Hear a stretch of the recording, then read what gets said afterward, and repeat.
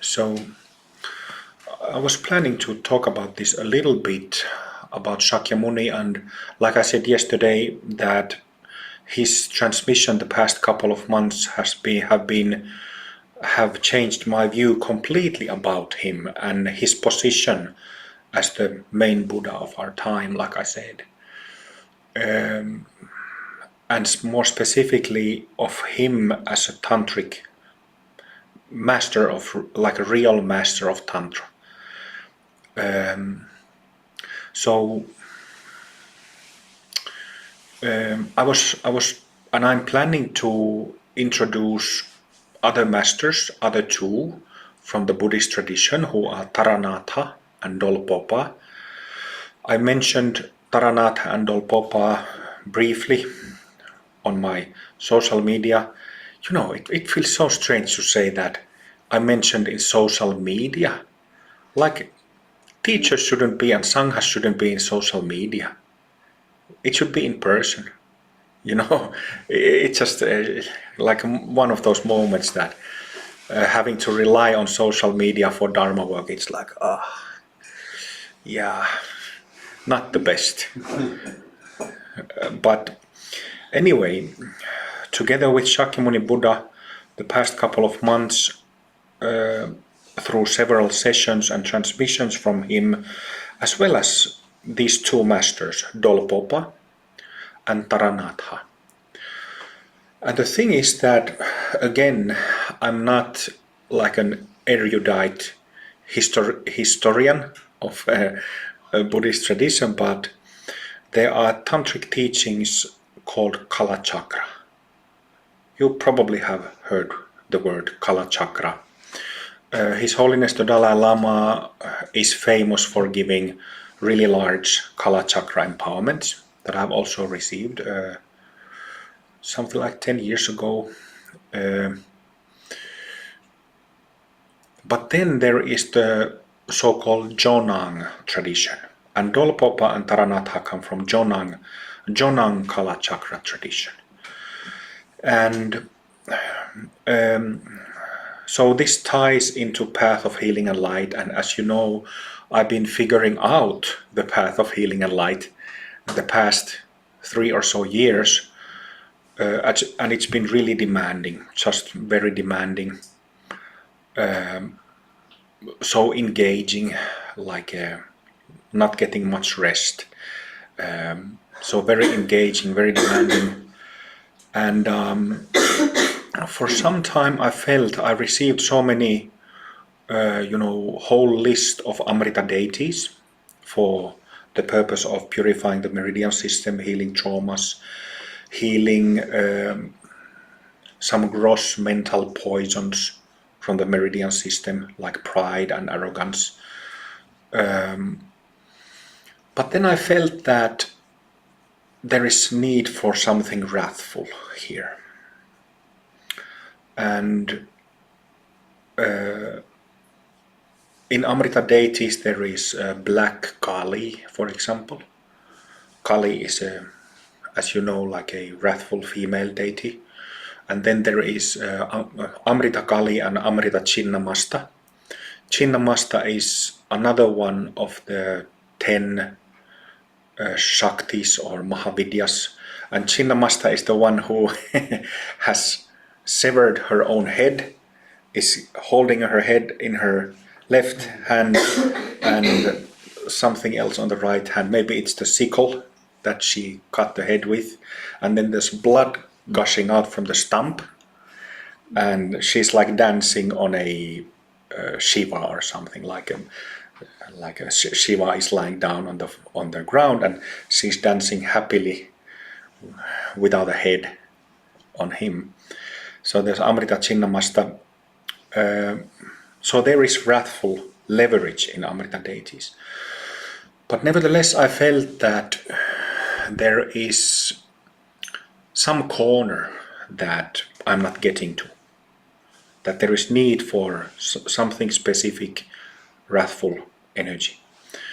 And that's when Shakyamuni Buddha showed up a couple of months ago to answer that demand. And since then I've received Kala Chakra empowerments from Taranatha and Dolpopa, these later Jonang Kala Chakra masters from Jonang tradition, to address that demand. And in the context of this retreat, I was planning to do Guru Yoga with all these three, Taranatha and Dolpopa also. And in last satsang, I spoke about the third turning of the wheel of Dharma of Shakyamuni Buddha, and it's a good tool for me to speak about that briefly. So Shakyamuni Buddha taught in three periods. He taught, there were three stages of him giving Dharma teachings. And the first one, as we can suspect, was when he gave the basic teachings of Buddha Dharma. That is the Hinayana terrain, Bhumis 1 through 6. This is actually, I have to make a note to myself so that I don't forget this.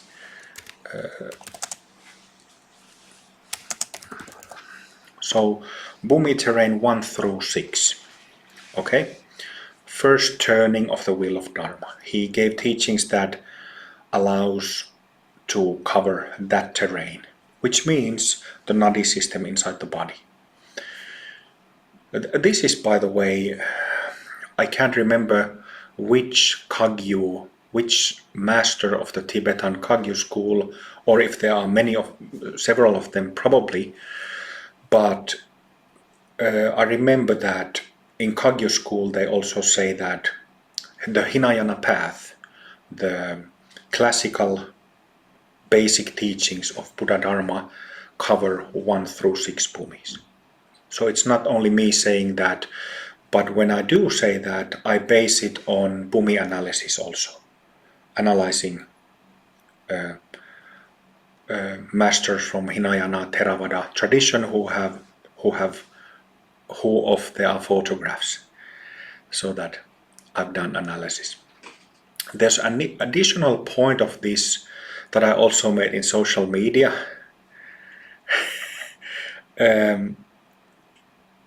Which is that I think that at some point in Hinayana, when somebody finishes the Hinayana path, they don't become Buddhas, but they become Arhats. Arhat. I think the literal meaning of Arhat means something like a senior or elder. Elder is actually, I think, the word. Something like that. I might be wrong. Not a specialist with that term.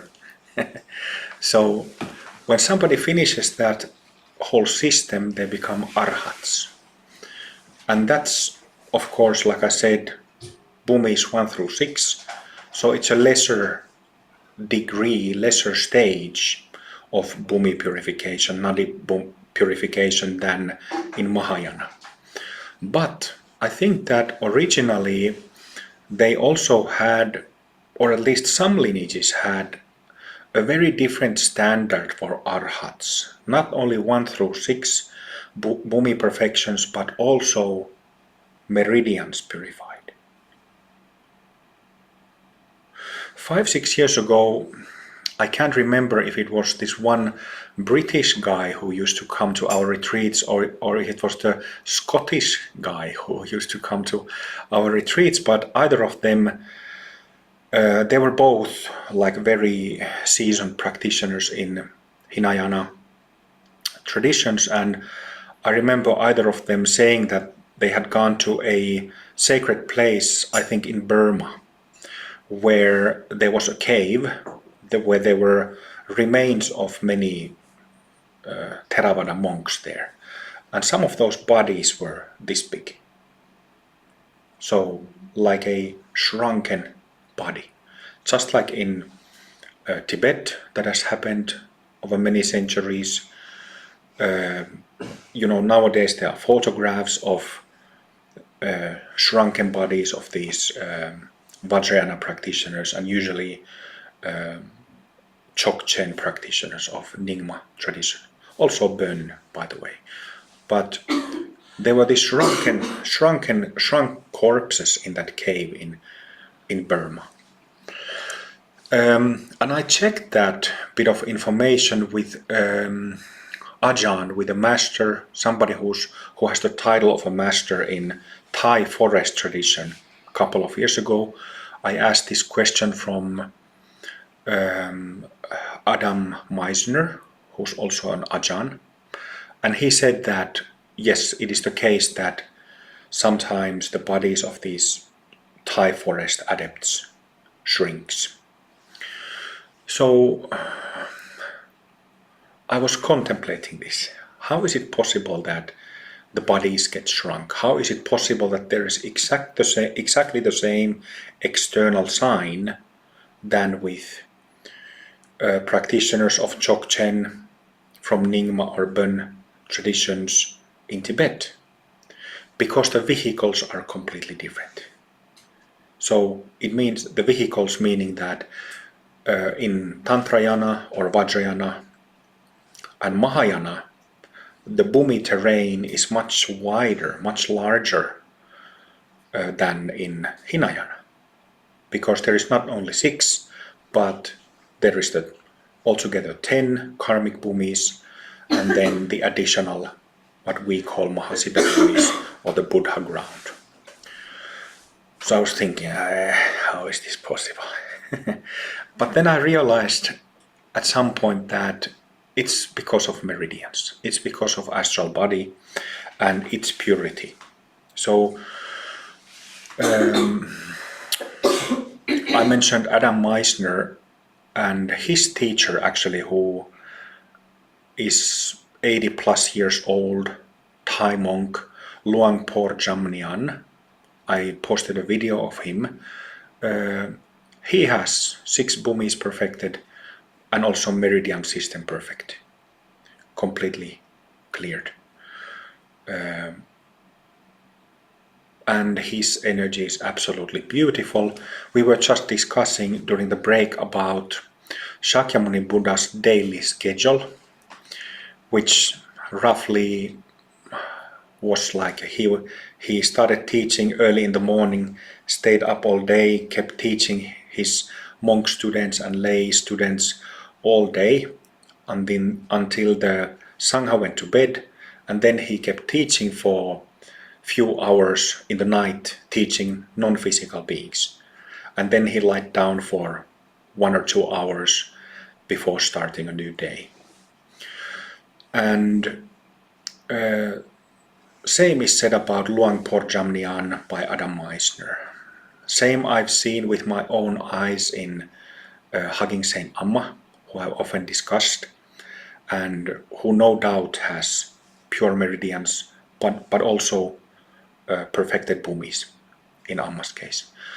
But interesting point is that when the meridian system gets completely purified, you don't run out of energy. You know, we just did a session of mending and retrieving power and fixing the meridians. But what then when there are no leaks, there are no traumas? You know, what traumas do is that we have this really gross emotional states.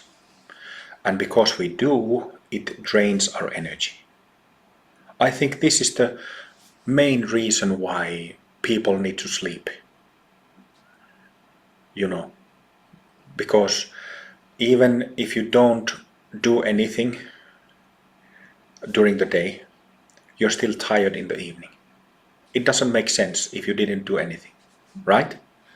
So I think the reason for this is that even when you have a very relaxed day, those trauma programs are wasting your vital energy over the day, and that's why you have to sleep. And then if you don't sleep, you're completely screwed up. Or let's say it this way, very quickly get screwed up. Up one night, up 2 nights, and you can build that toleration of staying up, like soldiers do that, monks do that, when there's like intensive retreats in monasteries.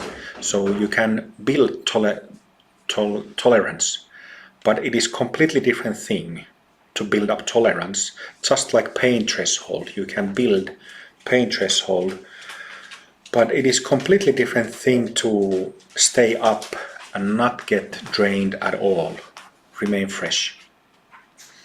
And this is something I've spoken in regards to Amma. According to Adam Meissner, this is how Luangpor Jamnian, his Thai guru, lives every day. That he falls asleep for a few minutes, but then he's back and just keeps going, day after day after day after day. And he's over 80 years old already. So my understanding also through cessations of, my mind has been in cessation since, I'm watching the clock, since 3 years and a little bit more. And I've also had, actually recently within the last year and a half, my cessations of the meridian system have decreased significantly. I haven't had them much.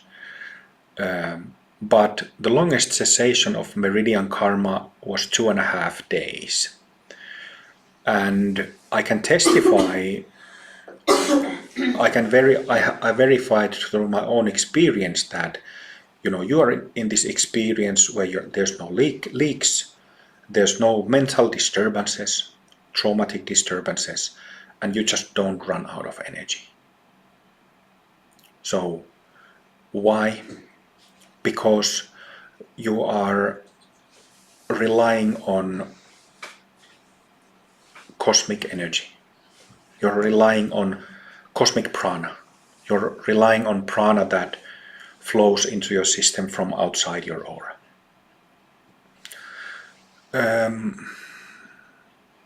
So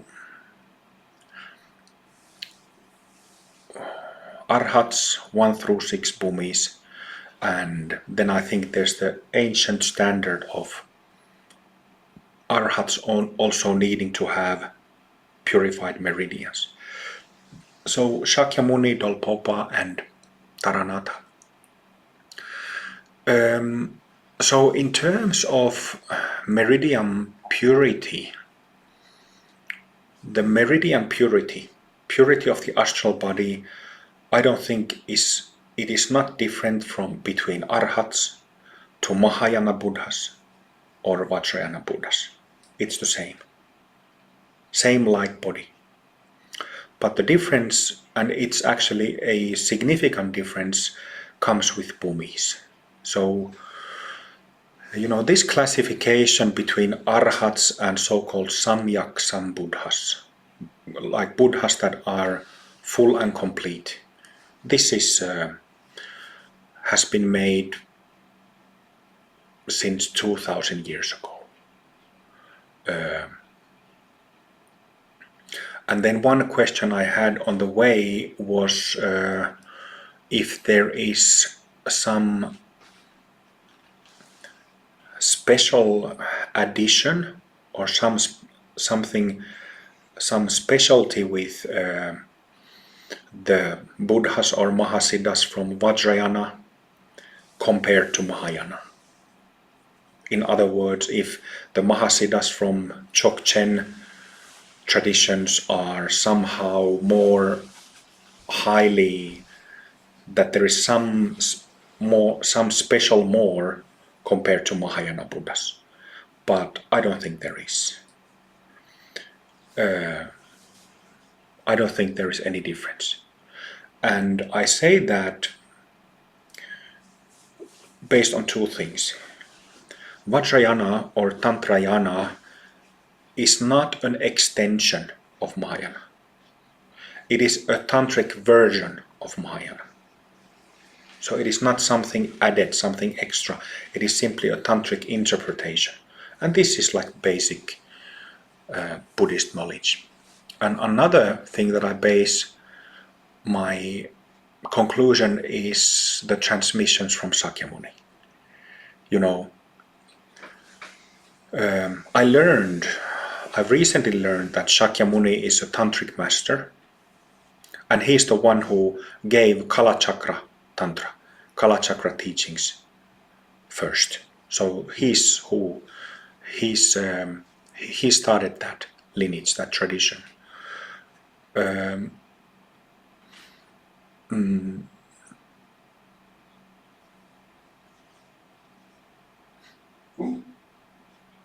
But at the same time,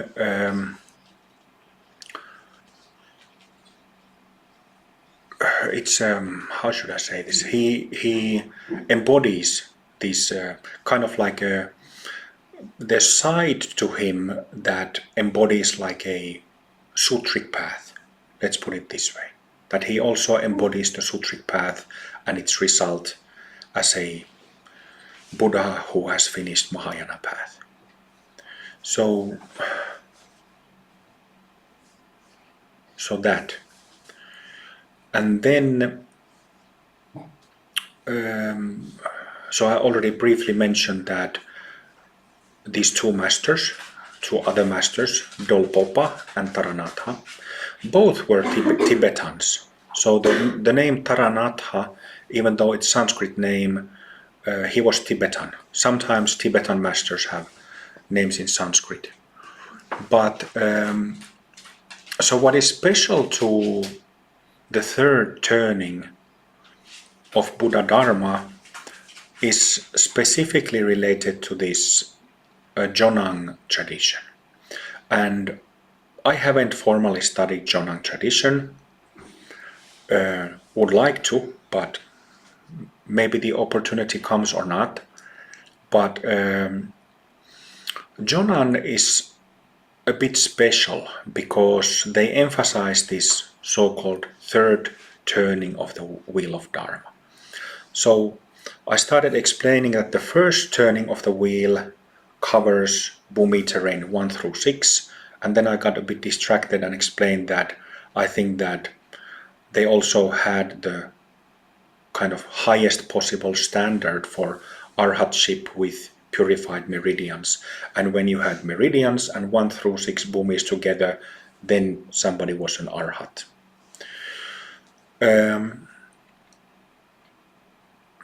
And in the second turning of the wheel of Dharma, which is like a second period in Buddha's life, when he gave teachings on Mahayana, he focused on emptiness of things, emptiness of all phenomena, and compassion.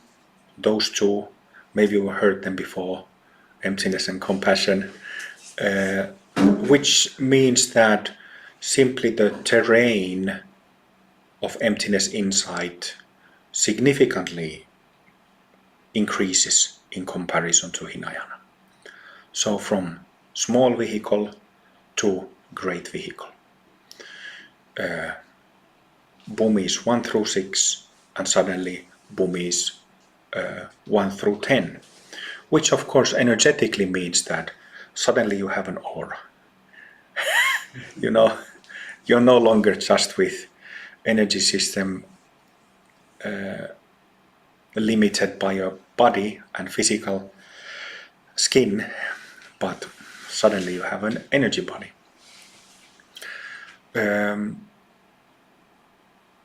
So that's the main point of second turning. Of course, just like in Hinayana, also Mahayana, so many people started practicing that, and so many people have over the centuries, that so many different lineages and emphases with certain practices. So different schools and traditions have developed since Buddha's time and since Mahayana doctrine came about. But then the third turning of the wheel, and this is absolutely beautiful.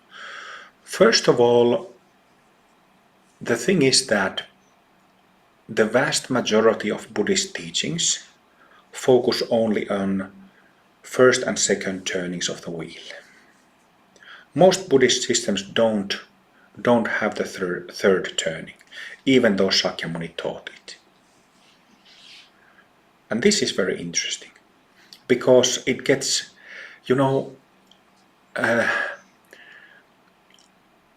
first and second turnings of the wheel, because they focus on selflessness and emptiness.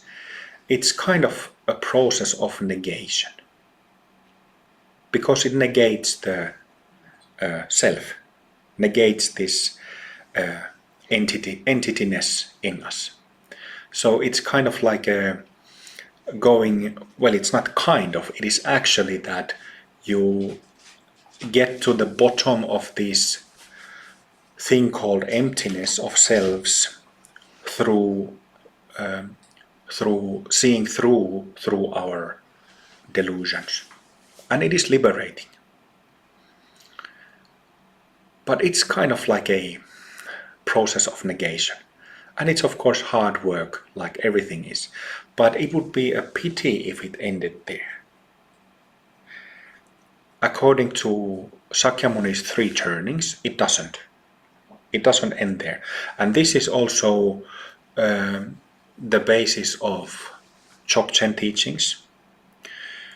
And in the 3rd turning of the wheel, they use a technical term Buddha nature, which in Sanskrit is Tathagata Garbha. Tathagata Garbha. So that Garbha can be understood, translated in different ways, but it can be translated as a womb, as a matrix, or as a center.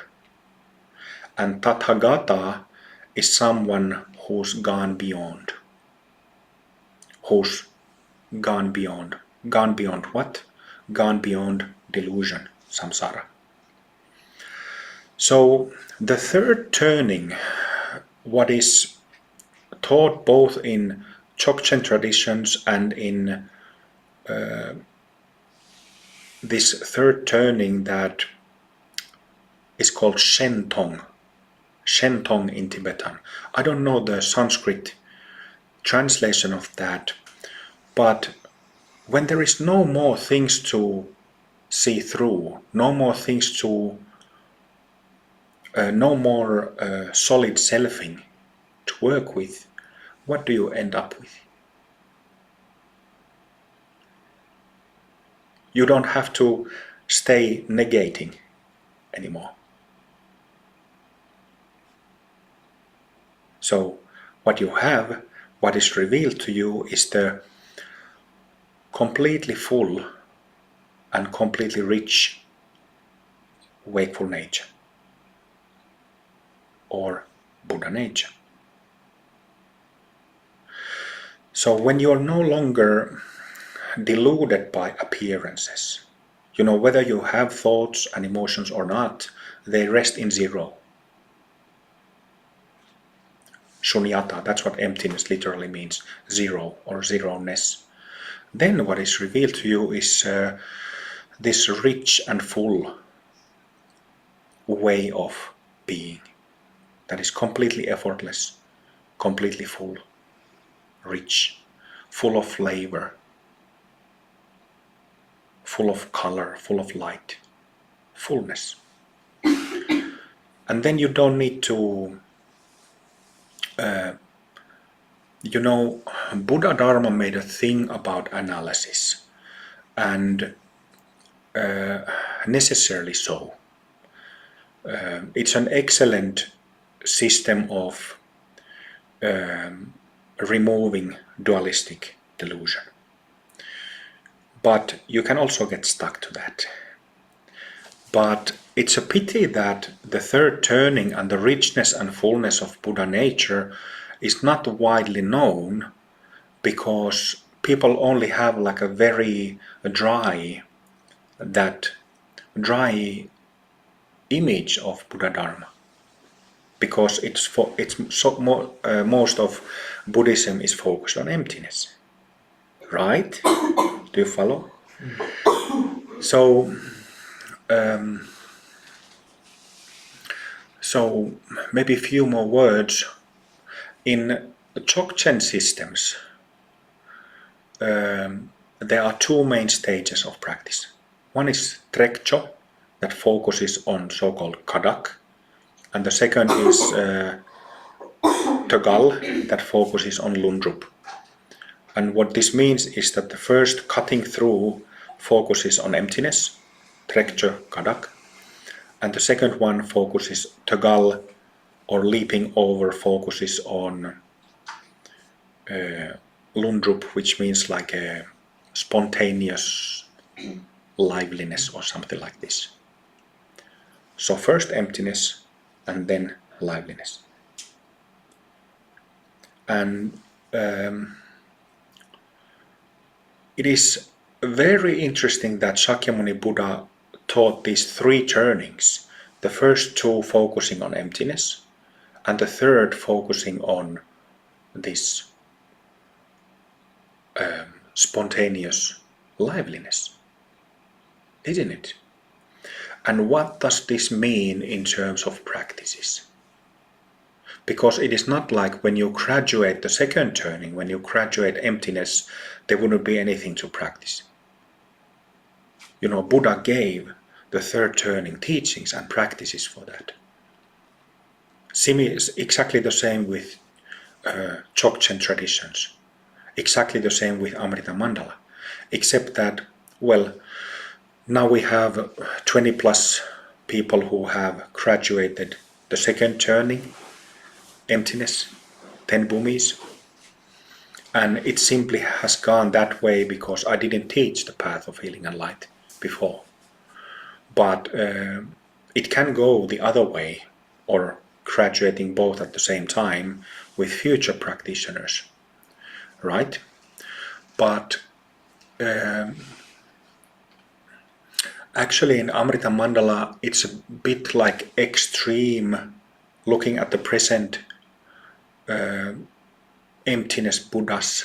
It's kind of an extreme situation because our Buddhist side, the path of wisdom and clarity, is so focused on emptiness, and like we don't really have preliminary practices before starting with 2PF and then going about the bhumi events. So it's kind of extreme in that sense that it's so focused on, so geared towards emptiness insight and finishing that side. So like in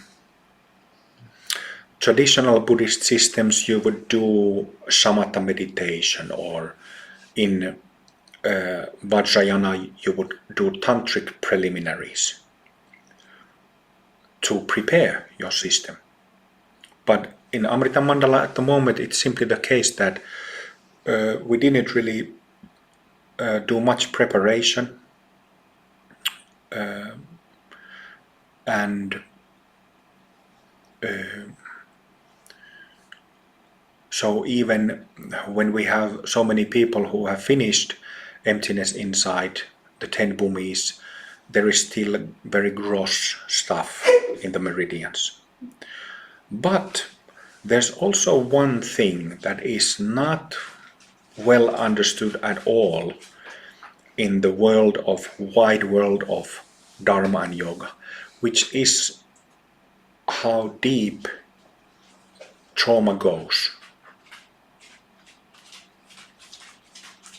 and how tricky it is to heal them, uproot those traumas. So if one has developmental traumas, it really goes deep. And something that has crossed my mind, I haven't really done contemplation about it, but of course traumatization is similar through all ages and times. But I think that the modern Western culture is especially effective in making people traumatized, because people are so alienated, people are so lost, so strong individualism, war traumas, whole continents are traumatized by world wars, and now coming to like a digital modern age when alienation just keeps increasing. So it's like I think, especially powerful formula or ground to have people badly traumatized.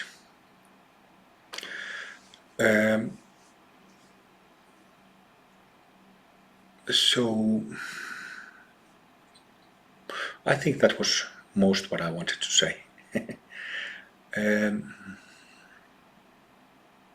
So I think we will practice Guru Yoga this evening, and then practice Guru Yoga with Taranat Handol Popa on the coming days.